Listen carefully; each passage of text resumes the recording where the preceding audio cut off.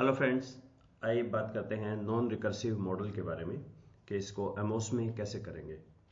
तो पहले ये टर्म सुनी हुई है आपने, नॉन रिकर्सिव या रिकर्सिव। तो देखिए एमओस के अंदर मेरे पास एक मॉडल है, fuel capacity leads to weight और वेट से हॉर्स पावर पे फर्क पड़ता है। तो अगर मैं इसको रन करूं और आउटपुट के अंदर हमारा नोट्स फॉर ग्रुप में ऊपर लिखाता है मॉडल इज रिकर्सिव। रिकर्सिव का मतलब होता है जब हमारी फीडबैक कंप्लीट ना हो, ए से बी और बी से सी, तो ये हमारा हो गया रिकर्सिव।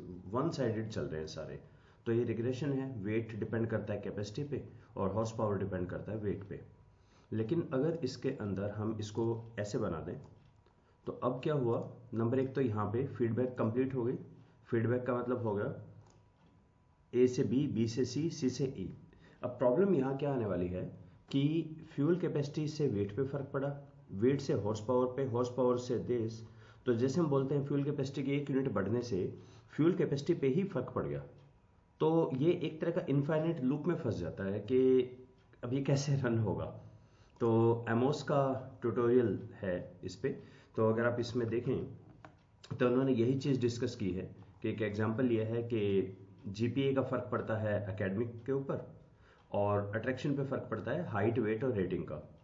और रेटिंग का आपका अट्रैक्शन का एकेडमिक पे और एकेडमिक का अट्रैक्शन पे भी फर्क अगर पड़े तो इसको बोलते हैं नॉन रिकर्सिव मॉडल, जिसमें फीडबैक कंप्लीट हो।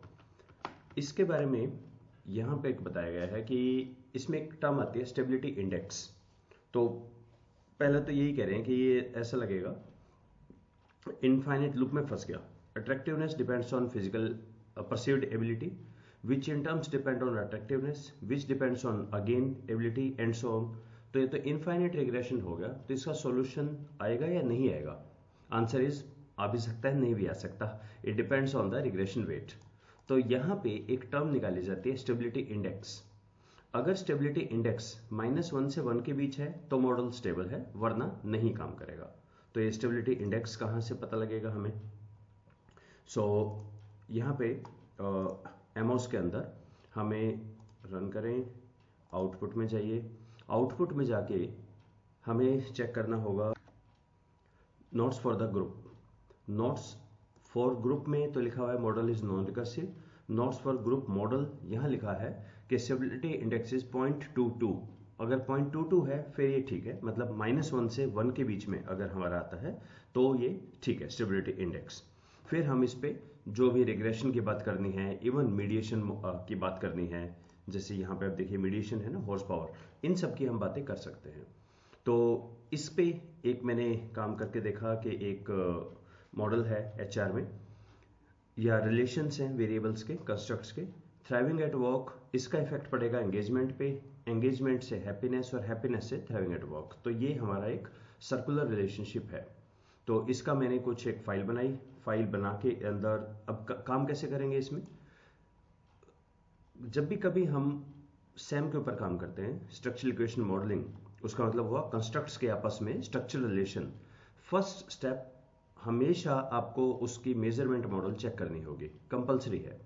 क्योंकि ये कोई वैसा तो है नहीं एज हाइट जैसा कि आपने मेजर कर लिया, ये तो एक ओपिनियन है ना। तो आपको सबसे पहले ये चेक करना पड़ेगा क्या इसकी रिलायबिलिटी, वैलिडिटी वो सब ठीक है या नहीं। तो उसके लिए पहले हम जाएंगे इन तीनों में, स्ट्रक्चरल मेजरमेंट मॉडल में चलते हैं। तो मैंने यहाँ एक बनाया मेजरमेंट मॉडल। तो यस, ये तीनों का आ गया। इन तीनों का हम रन कर देते हैं। रन करके मैं प्रोफेसर गैस्किन का प्लगइन यूज कर रहा हूँ, मास्टर वैलिडिटी। मास्टर वैलिडिटी ने बताया तीनों ठीक है, सी आर सबकी अच्छी है, greater than 0.7, AVE greater than 0.5, C R greater than this, AVE greater than MSV. Discriminant validity भी है सारा, फॉर्मल लेकर क्राइटेरिया भी यूज कर सकते हैं, कोई वैलिडिटी कंसर्न नहीं, बहुत बढ़िया।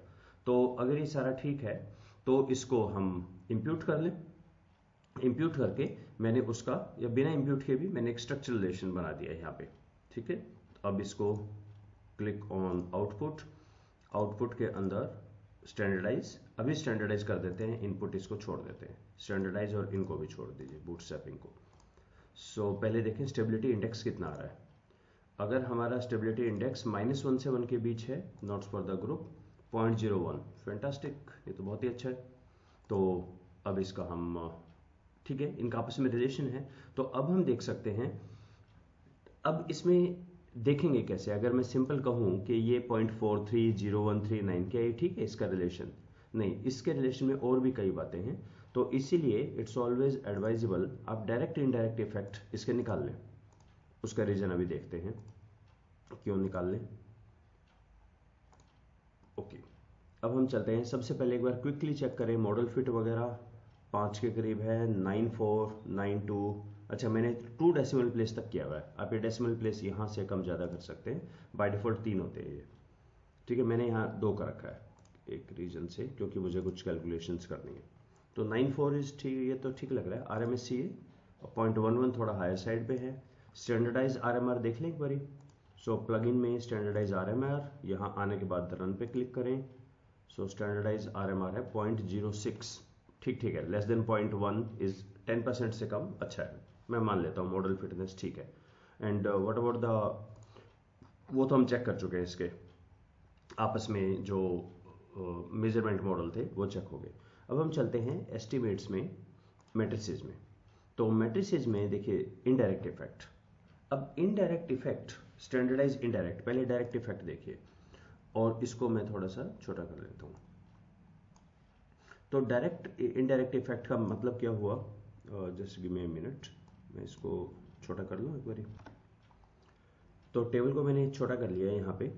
तो अभी जो आपको दिख रहा है ये देखिए, 2 तरह की चीज़ें हैं। ये है हमारा अनस्टैंडर्डाइज, हम स्टैंडर्डाइज की बात करते हैं, और स्टैंडर्डाइज में ऊपर से का पढ़ते हैं फ्रॉम, ये है 2, from happiness to thriving at work, ये है 0.53, बिल्कुल ठीक है।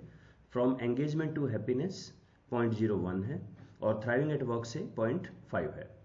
अब क्वेश्चन यहाँ पर ये आता है कि एक बार इनडायरेक्ट इफेक्ट को भी चेक करें, फिर हम टोटल पे आएंगे। तो यहाँ पे एंगेजमेंट से जो फर्क पड़ेगा हैप्पीनेस पे तो डायरेक्ट है, तो एंगेजमेंट से थ्राइविंग एट वर्क पे क्या फर्क पड़ा, तो मैं इसको भी यहाँ कर लेता हूँ स्टैंडर्डाइज डायरेक्ट इफेक्ट। और एक बार इसको वैसे समझने के लिए, वैसे तो गिवन है यहाँ पे, देखिए एंगेजमेंट से थ्राइविंग पे 0.01 इंटू 0.53, ये वाला, तो ये आ गया हमारा 0.0053। ओके, ये आया हमारा एंगेजमेंट से थ्राइविंग पे, एंगेजमेंट से थ्राइविंग पे 0.00, ठीक है, 0053 है, इसलिए 2 डेसिमल पे 00 दिखा रहा है। हैप्पीनेस का एंगेजमेंट पे क्या फर्क पड़ा, यहाँ तो सिर्फ हैप्पीनेस का एंगेजमेंट पे दिख रहा है, ठीक सा। सो इसको हम करते हैं 0.53 इंटू 0.51, अप्रोक्सीमेटली 27 ये फर्क पड़ा। तो अब फर्क कैसे पड़ेगा हैप्पीनेस का, हैप्पीनेस पे अगर मैं फर्क देखूं तो 0.53 इंटू 51 इंटू 0.01, तो अगर मैं इसको फर्दर मल्टीप्लाई कर दूं 0.01 से 0.002, ये हैप्पीनेस का हैप्पीनेस पे। अब बोल सकते हैं इसके आगे भी चले क्या, नहीं, ये वैल्यू स्टेबलाइज हो गई है यहाँ पे। अब आप मैक्सिमम हैप्पीनेस का हैप्पीनेस पे निकालेंगे, अगले लूप में नहीं जाएंगे। तो अब किसी का भी इफेक्ट देखना है तो वो ऑब्वियसली एक डायरेक्ट है, एक इनडायरेक्ट है, और एक हमारा टोटल आ जाएगा। तो यहाँ पे इनडायरेक्ट है, डायरेक्ट हम देखेंगे तो ये तो यही वैल्यू आएंगी, और फिर हम देख लेंगे टोटल इफेक्ट क्या है, स्टैंडर्डाइज टोटल, ये टोटल है 5351 वगैरह। इससे आप बता सकते हैं व्हाट अबाउट दैट कि ये सिग्निफिकेंट है या नहीं, हाँ वो ठीक है। तो बूटस्ट्रैप पे आइए, बूटस्ट्रैप पे, और जैसे ही मैं यहाँ करूँगा इस पर क्लिक, तो ऊपर स्टैंडर्डाइज की जगह यहाँ यही में सिग्निफिकेंस आ जाएगा। तो ये भी नहीं, ये भी नहीं, हैप्पीनेस का एंगेजमेंट पे सिग्निफिकेंट फर्क है, देख लें, हैप्पीनेस का है एंगेजमेंट पे, ये इनडायरेक्टली जो इफेक्ट आ रहा है, आप देखें हैप्पीनेस का तो एंगेजमेंट पे एरो ही नहीं है, तो इसीलिए तो इनडायरेक्टली आएगा ना यहाँ से, वो तो सिग्निफिकेंट है। हैप्पीनेस का हैप्पीनेस पे इनसिग्निफिकेंट इफेक्ट है, समझ आ रहा है, हैप्पीनेस से इस सर्कल से जब आप घूम के आए, हैप्पीनेस का थ्राइविंग एट वर्क पे सिग्निफिकेंट इफेक्ट है, ये सिग्निफिकेंट है, ये सिग्निफिकेंट है। व्हाट अबाउट एंगेजमेंट, एंगेजमेंट का तीनों पे ही नहीं है। इसमें क्या हुआ, ये वाला जो इफेक्ट है 0.01, तो डायरेक्ट इफेक्ट हो, एक बार आप देख लें, इसको बंद करें, फिर से खोलें, और डायरेक्ट इफेक्ट पे आ जाइए, ये डायरेक्ट इफेक्ट है 0.39 एक्सेट्रा, और इसके सिग्निफिकेंस वैल्यू ये दो तो हैं, हैप्पीनेस का थ्राइविंग एट वर्क ये सिग्निफिकेंट है, हैप्पीनेस का थ्राइविंग ये सिग्निफिकेंट है, ये पी वैल्यू आ गई है 2 टिल्ड, और थ्राइविंग एट वर्क का एंगेजमेंट पे, थ्राइविंग का एंगेजमेंट पे ये भी सिग्निफिकेंट है। हैप्पी एंगेजमेंट का हैप्पीनेस पे ये पी वैल्यू है 0.95, इसका मतलब this value is as good as 0। तो यहाँ तो टेक्निकली लूप कंप्लीट हुआ ही नहीं ना, क्योंकि ये 0 हो गया ना। अब अगर मैं कहूँ एंगेजमेंट का हैप्पीनेस पे क्या इफेक्ट है? जीरो। सो एंगेजमेंट का थ्राइविंग पे क्या इफेक्ट है? Zero multiplied by zero. और एंगेजमेंट पे क्या है? जीरो इंटू दिस वो भी जीरो। ओके, तो थ्राइविंग का हैप्पीनेस पे कितना है? 0.51 इंटू जीरो। यहाँ तो खैर मेरे पास एक जीरो आ गया, तो लूप एक्चुअल में तो मैंने बना रखा है, पर इंटरप्रिटेशन में वो तो ब्रेक हो गया ना लूप, क्योंकि ये तो जीरो हो गया। अगर ये जीरो नहीं होता तब आप इन्हीं से इनडायरेक्ट इफेक्ट निकाल सकते हैं, वो आप रिपोर्ट कर सकते हैं। अगर स्टेबिलिटी इंडेक्स आ गया है तो आप अगले पे नहीं जाएंगे। ओके, व्हाट अबाउट कि अगर स्टेबिलिटी इंडेक्स -1 से 1 के बीच में ना आए, फिर क्या करेंगे? अगर वो उसके बीच में नहीं आता देन इट इज इम्पॉसिबल। जैसे आपने ध्यान दिया हो, नेगेटिव वेरिएंस आ जाता है कई बार, वो रन नहीं होता, ये रन नहीं होगा। तो उस केस में या तो अपने सैंपल साइज को बढ़ाइए, या फिर आप और वेरिएबल्स को इंक्लूड कीजिए उसके अंदर, तब ये काम करेगा।